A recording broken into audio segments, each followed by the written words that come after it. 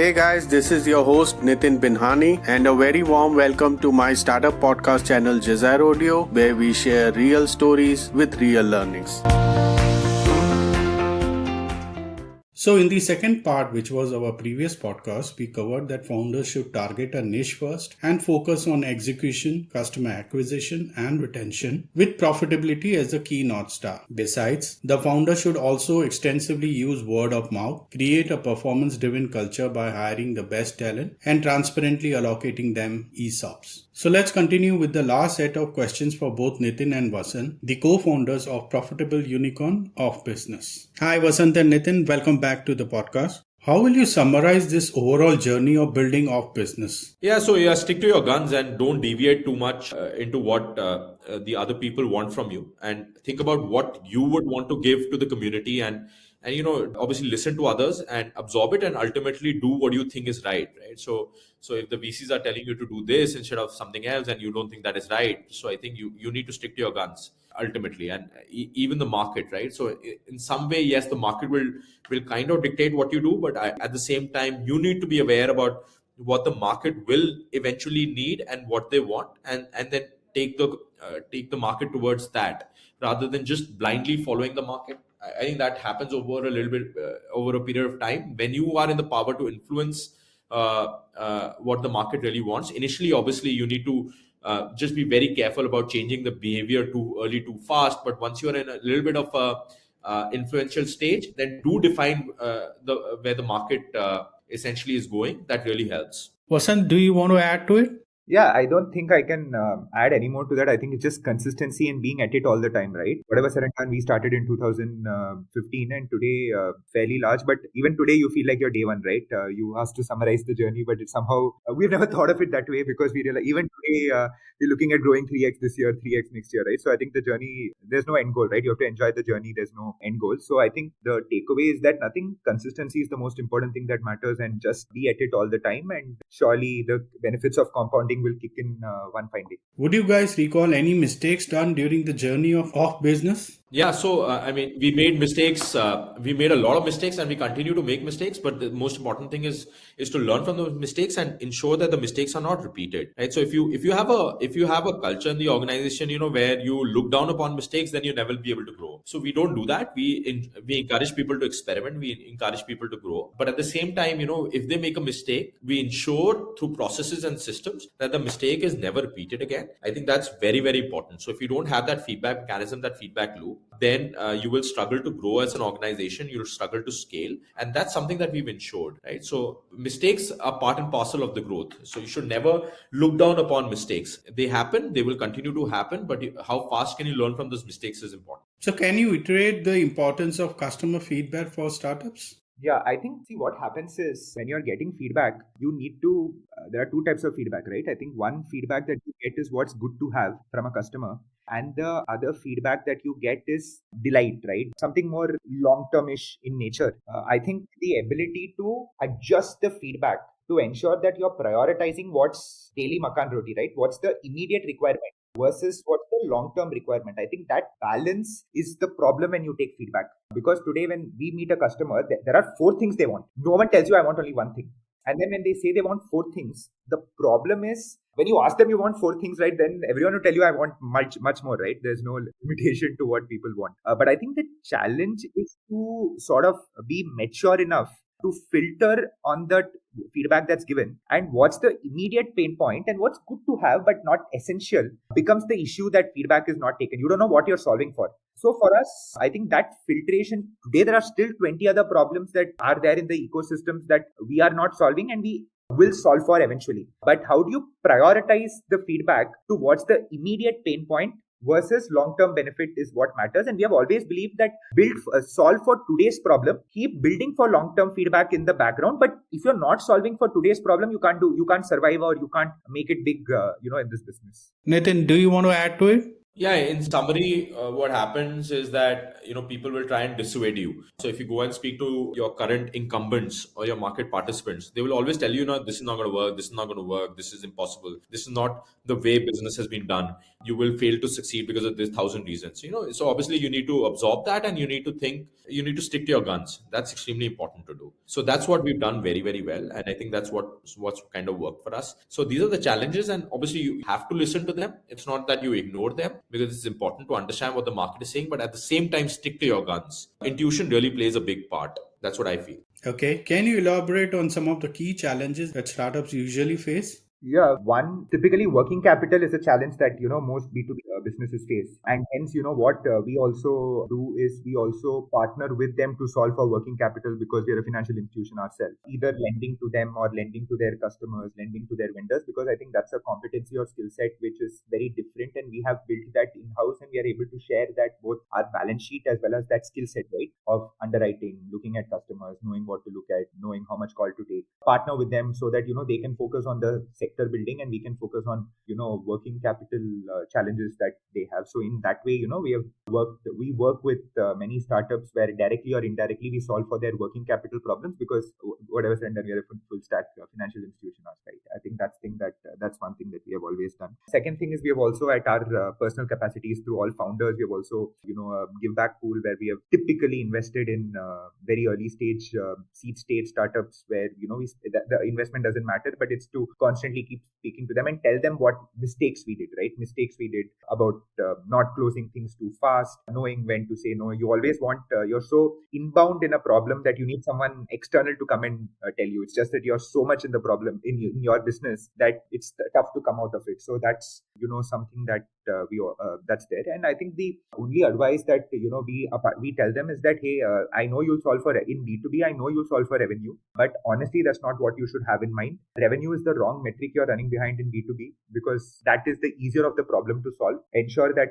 whether it's profit pool that's available, or whether it is about you being frugal in terms of people, in terms of your cost, in terms of your spend, in terms of your whatever, that's your cost, right? Ensure that you're keeping it extremely tight, so that you can clearly understand the profitability and path to profitability immediately, so that you can actually improve it over time. I think these are 4-5 instant feedback and ways in which we partner with different B2B companies. One last thing to what Vasant has said, issue that the founders initially that they face, or rather the mistakes they made, is that they don't go out on the field, right, themselves. They rely on other people to go out on the field and then essentially come and tell them about the problems, and then that's how they figure out. I mean, that's a complete no-no, right? You have to get out on the field. You have to spend time with the customers yourself, and should not only rely on your people to come and tell you what's happening on the ground. That's extremely important. This is something that the founders should essentially ensure in their daily lives, that they go out and meet customers on almost a daily basis. Let's talk about technology or platform. How did it evolve at OfBusiness? Yeah, so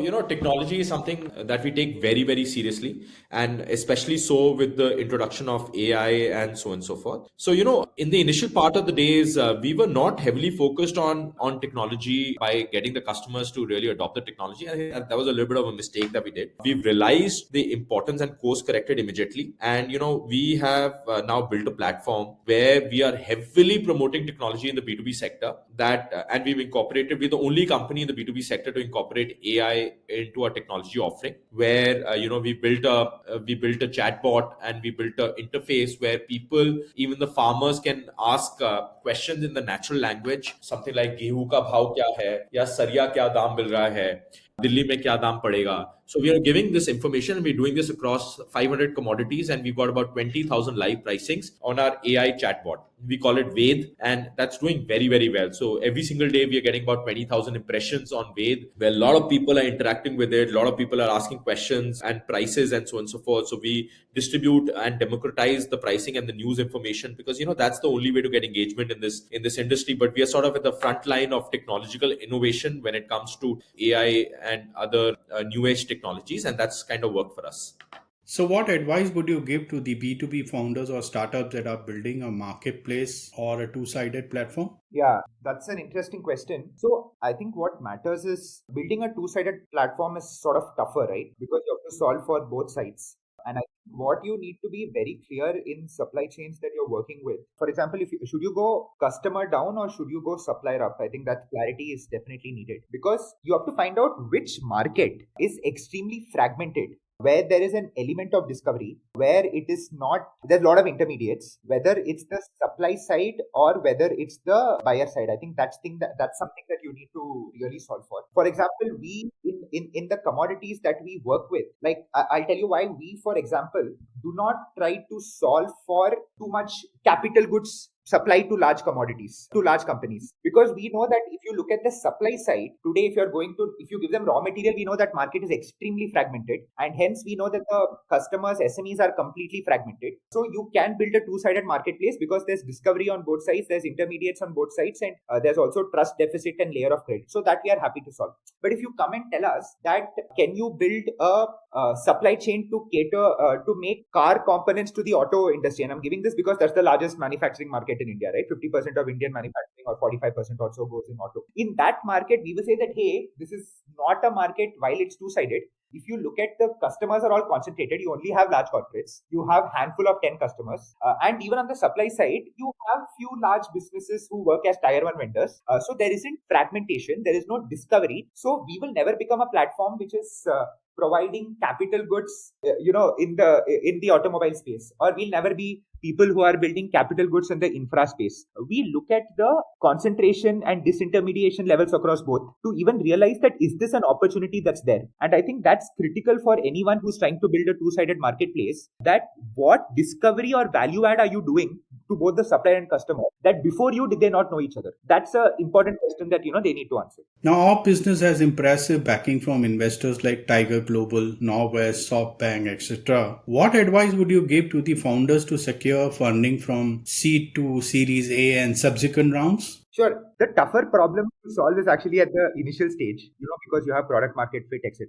That's not to be solved. Luckily for us, I think thanks to, the first round that was there, luckily to Ashish also being on both sides. He's an operator now, but he was also an investor. So the first round was he was able to leverage his skill sets as he was an operator. He was also an investor with Matrix Part, right? So obviously, being on the other side of the table, we had him who's able to add value in the initial round. Right? But I think after that, the only answer that we would give to investors, especially when we were building 2-3 businesses, which is your Series A, Series B, Series C, etc., at least till Series C, is that, hey, look at the team, phenomenal team that we built, tier 1, great pedigree, and second, look at the execution numbers and path to, and profitability. I think those are the only two metrics that matter. People beyond a point, filter through. Yes, market size, everyone knows. Stories, everyone knows. Aspiration to do something big, everyone knows. That's there in everyone. But the differentiation in some of these tougher markets, because for us, the question is, I know market is large. I know it's phenomenal. I know that if you build something big, you'll be super big. I mean, I know this is something to be, but how easy is it to execute in this business? So what matters in a Series B onward, Series B, Series C, Series D, is that you need to show your execution numbers to say that, hey, I'm justifying, I have a team, and I have a story which I use my Series A, but I am able to execute, grow 3x, 6 months, year after year, and you're able to see how there is literal nonlinear growth that's coming in the business, and due to OpEx efficiency, word of mouth, or something like that. I think that's the most important element after Series A, that you show execution to get nonlinear growth in both, very importantly, both your working capital in your top line metrics and bottom line metrics, and in extremely important in B2B to ensure that you're doing this by having your working capitals very tight. That's everyone knows. Investors are smart to know that you can inflate balance sheets to change the P&L in B2B businesses, right? So I think that's how Series B onwards definitely was. And then I think the moment you are able to do that, then you become the forefront or the leading player in this space, on both, again, top line and bottom line metrics. And hence the later rounds, which would be big names that you did mention, like the Tiger and the Spank, were able to, that was the easier of the element, because, they see proof of what's been built earlier and they're able to come in. That was the easier of the solution. But then I think for us also, in terms of choice of investors, I think it was also beautiful that we were able to work with the right set of folks. We had Matrix, who loved commerce businesses and also were motivating us for financial services. We have Zodius, ready to trust us at a time where, we are building 2 businesses. Norwest, for example, comes with insane experience in financial services. They have taken and invested and, multiple financial services businesses, pre-IPO to post-IPO. So that's And hence, the choice of investor was also linked to the business that we were building. They were not esoteric investors who, very specific to what you do. They could add a lot of value, constantly give advice, make referral connections. I think that was the other part of, the choice of investors in between that mattered for us, the way we, wanted to build the businesses. Nitin, do you want to add to it? Yeah. So fundraising at the initial stage and later stage is very, very different from a VC perspective and operator perspective. So from our side, initial perspective, it was all about assembling the great team together. And the VCs also really, more than the idea, they actually back a team, right? So they don't back the idea or they don't back anything else, right? So apart from just the team, they know that if one idea fails, you can always pivot to another idea. So that was important for us as well in initial stages. Get a great team together to do the initial fundraisers for Series A and B. But after that, the product market fit and the revenue numbers, the profit numbers, the gross margin numbers, net profit numbers, they all sort of take precedence. So it's important to focus on the team initially for operators, and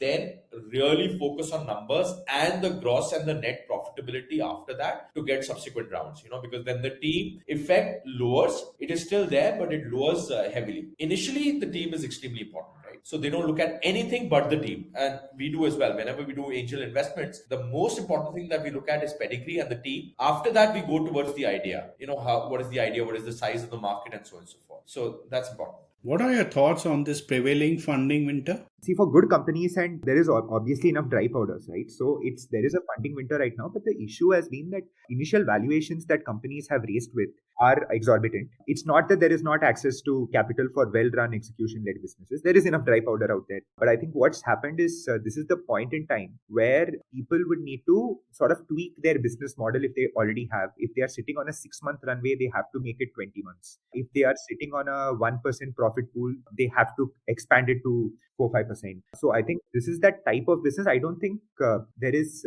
for good, well-run businesses in India, scale is never an issue.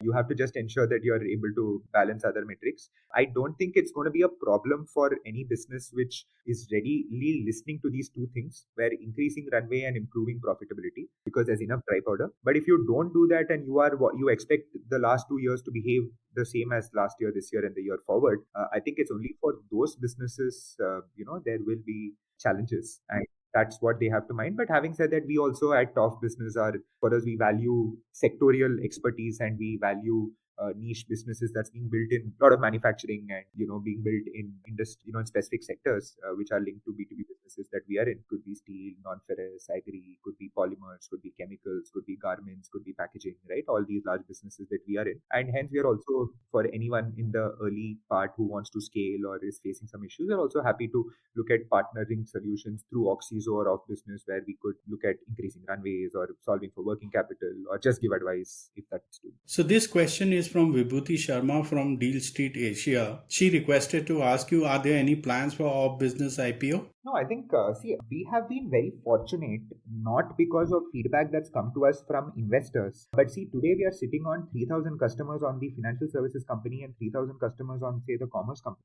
We have been very fortunate that we have been able to build to where we are not, apart from investors, lenders, all the other people that obviously have a lot of value, is that we have been able to get constant insights from 6,000 SMEs that we have met over the last 8 years. And in fact, sometimes you realize that the input that today a manufacturer in Nimrana, Rajasthan gives you is so insightful on how to build a business that you realize that it's extreme value, right? So I think thanks to the nature of business that we have, which is B2B and SME led, we have and when I say we, I'm talking about 1,500 people collectively across the organization, have a lot of information and communication and that's come out from the 6,000 odd SMEs that we work with, apart from investors, lenders, and other people on board, right? So we have been fortunate to get a lot of summary and information, and our idea is to pass on a lot of this succinctly to aspiring entrepreneurs too. And I think that's that's directionally towards why we talk about free mentoring. Yeah. So the market right now is not very friendly for an IPO. But then having said that, that's typically for loss-making entities where today they have to solve for, the thing is for us, there is once we are profitable. So I think the metrics are much more attractive because we are profitable, right? So hence macro events will not affect us too much because your business is throwing out cash, right? That's one thing. The other thing is typically there is no immediate need for raising capital because you're very well capitalized. We also have a financial institution where there's enough debt, right? So I think for us, it's a function of the window continues to, be a 12 to 24 month window. And at the right time, we would definitely want to, go ahead with listing, given that we have two entities also. But I mean, there isn't any pressure, neither is there anyone who wants a secondary or need for raising capital, or there isn't too much pressure because you're profitable at the end of the day, right? So that's the benefit that we face in hindsight to a lot of other startups who are trying to solve for an IPO approval or whose IPOs are on hold. So guys, with this we complete our 3-part series on how to build a profitable unicorn startup, where both founders Nitin and Vasant spoke about their experience building OfBusiness. Nitin and Vasant, thank you for the wonderful insights that you guys shared, and pleasure to have you on board on JasaRodio. Thank you so much, and you guys are doing a great job of relaying the thoughts of new age companies and startups out there. Keep continuing doing that, and all the best to you and your listeners. Thank you so much. No, thanks, Nitin. I think you're doing a great job of ensuring that such insightful, honest questions or intriguing questions can be reached out to more people to hear, because I think there's a lot that people learn just by going through the path that different people have taken, both mistakes and positives. So I think what you are doing and, your constant retrospective questioning definitely, helps a lot. So happy to do this, and, thanks for this opportunity. Thank you. Lastly, I want to thank all the listeners who took their valuable time to listen to this podcast. Keep rocking, be safe, and don't forget to share. Are you a founder of an early stage startup and looking to raise funding? Please visit www.JasaRodio.in. That is www.jasaro.in.